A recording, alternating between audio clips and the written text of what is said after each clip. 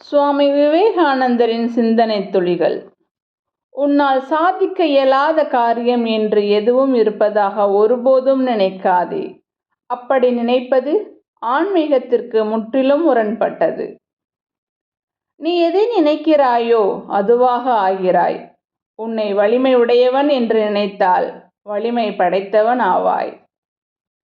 நீங்கள் கடவுளின் குழந்தைகள், அழியாத பேரின்பத்தின் பங்குதாரர்கள், புனிதமும் பூரணத்துவமும் பெற்றவர்கள். பலவீனத்திற்கான பரிகாரம் பலவீனத்தை குறித்து ஓயாது சிந்திப்பதல்ல, மாறாக வலிமையை குறித்து சிந்திப்பதுதான். மிகப்பெரிய உண்மை இது. பலமே வாழ்வு, பலவீனமே மரணம்.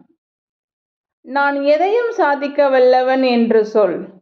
நீ உறுதியுடன் இருந்தால் பாம்பின் விஷம் கூட சக்தியற்றதாகிவிடும்.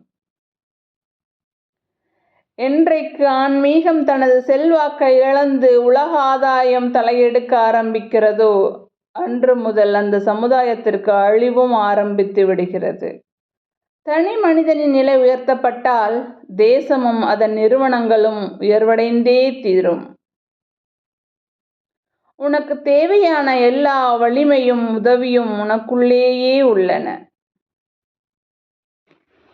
தூய்மை, பொறுமை, விடாமுயற்சி ஆகிய மூன்றும் வெற்றிக்கு இன்றியமையாதவையாகும். இவை அனைத்திற்கும் மேலாக அன்பு வேண்டும்.